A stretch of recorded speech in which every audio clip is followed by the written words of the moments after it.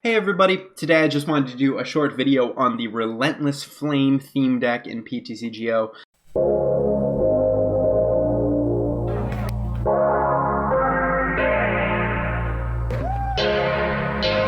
If you're playing the theme deck format, which is I think the best format for new players who are just learning the game, you can go over into events. And this theme deck events is probably the best way to grind to get tradable booster packs without spending any actual money on this game. So if you go into view rewards, you're going to be getting booster packs. Those are tradable booster packs that you can trade in the market for whatever cards you need for each time that you win a game in these events. So if you're playing in the events, you're going to want to use a really strong theme deck. So I've made, at this point, 3 other videos about what I think are the strongest theme decks, but I have yet to make a video about everyone's favorite theme deck, the Charizard Relentless Flame deck. So, this deck I think is probably the most hyped theme deck. There's lots of videos on YouTube saying that it is the absolute strongest theme deck. It's the best one. If you're new to Pokemon, pick this one up and then just start winning events with the Charizard theme deck. Now, if you've watched my 3 other videos about really strong theme decks, you'll know that I don't necessarily agree. I don't think that Charizard is the best theme deck out there. I think it's either Dragonite or possibly Kyogre, or even Groudon. Charizard does suffer a few problems that I think may be a little overlooked, and that is just how all of the attackers are stage 2s. So you have multiple Nidoqueens, you have multiple Charizards, and then you have Rapidash, which Rapidash can do 60 damage. So it's not primarily, so it does do damage, but it's not primarily an attacker. Rapidash is there to stall. Agility is you can flip a coin and then prevent damage next turn. So while you're setting up your Charizards and while you're setting up your Nidoqueens, you can stall for time with Rapidash. I think the problem then becomes specifically the Kyogre deck while you're stalling can just snipe either your Nidorina, or it can snipe your Charmeleons with the direct dive attack. I also think that with Fion, it can just kind of get that Rapidash out of the way, and it can start knocking out anything you might have on the bench. So I think your setup can be interrupted by the Kyogre deck. I think Groudon can hit really good numbers against the Charizard deck. I think that a smart Dragonite player can allocate their resources accordingly and set up a Nidoqueen with a Tornadus to knock it out, and then attack with 140 with the with the Lantern to then knock that out. So I think the Dragonite deck, the Kyogre deck, and the Groudon deck, all 3 of those have really favorable matchups against Charizard. But that being said, against pretty much every other deck, Charizard stomps. Like, Charizard is, in my opinion, the 4th strongest theme deck. But there's still like what, like 20, 30, I don't know how many theme decks there are. Charizard does stomp on almost all of them, and that's mainly because of the Roaring Resolve attack.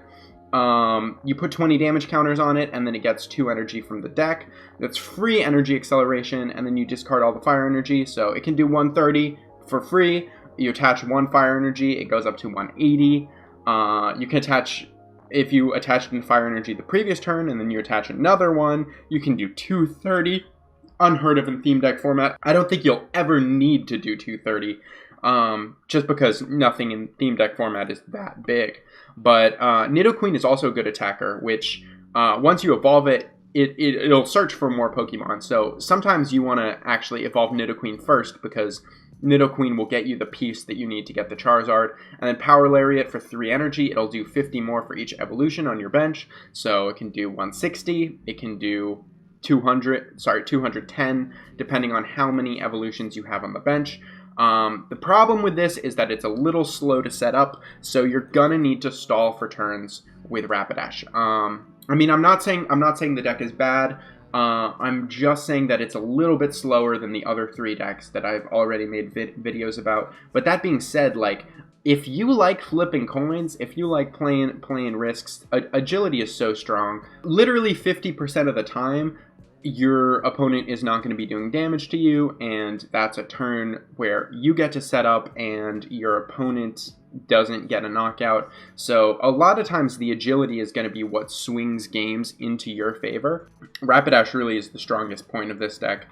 Timer Ball is a little annoying because 25% of the time you're just not going to get a Pokemon off of it. So that can be frustrating. But overall, I think this deck kind of doesn't have any really useless cards. Collect is decent. If you start with the Farfetch'd, you can just draw into stuff. If you open something that is maybe not really desirable, like even opening Nidoran is good because Call for Family can get you something. Like let's say you open Charmander, you can switch into a Farfetch'd and then draw while you start evolving the Charmander on the bench. Kukui is good. You can draw, do additional damage. Not that you really need additional damage in this deck unless you're powering up the agility. How is the decent draw supporter for theme deck format. Copycat is actually, I think, where this deck shines the most, because if you're playing against something like Dragonite that wants to get like a huge hand, the best thing you can do is play Copycat and then just get the same kind of massive hand that your opponent has.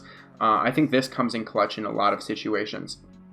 I think overall, if you are going to play this, know that against almost every theme deck, you can just be as aggressive as possible and knock everything out with Charizard and with Nidoqueen, and you can just stall the 1 or 2 turns you need with Rapidash to get those set up. However, against Dragonite, against Kyogre, against Groudon, you're kind of going to want to go into a more grindy kind of game. Brock's Grit lets you put energy back, lets you put Pokemon back. You have a lot of recovery in Brock's Grit and a lot of advantage equalizing with Copycat. So I'm not saying it's impossible for you to beat those other decks. I'm just saying that you're going to want to take the games into much longer stall-y places, which you can with agility, which you can with a lot of things. The thing I just don't like about this deck is that in order to take it to that stally place, you're relying a little bit too much on coin flips. Overall, I still think the deck is good. I think there's lots of guides on how to play it online, so this is, I think, a bit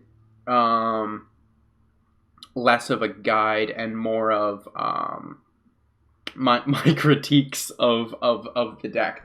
But the deck is hyped for a reason. It is very, very strong. I just think that if everyone is playing optimally, the 3 decks I mentioned, which I've mentioned like 4 times already in this video, do have a better chance against them. It's not saying that the deck has really any useless cards. Everything in here serves a purpose. It's just a little slow in getting out these stage 2s. You don't really have a basic attacker that can do a lot of damage the way Dragonite might, or the way Kyogre might, or the way Groudon might. So yeah, I hope this was helpful to you. Leave a comment, let me know what you think. I'm sure lots of people actually really love this deck and swear by it, so let me know what I'm not seeing, let me know what I'm missing. Yeah, and if this is your first time here, subscribe for more Pokemon content. If you are new to the trading card game, I highly recommend playing theme deck events because you will get tradable packs without having to spend any real world money, and that's a good way to trade for the cards that you need.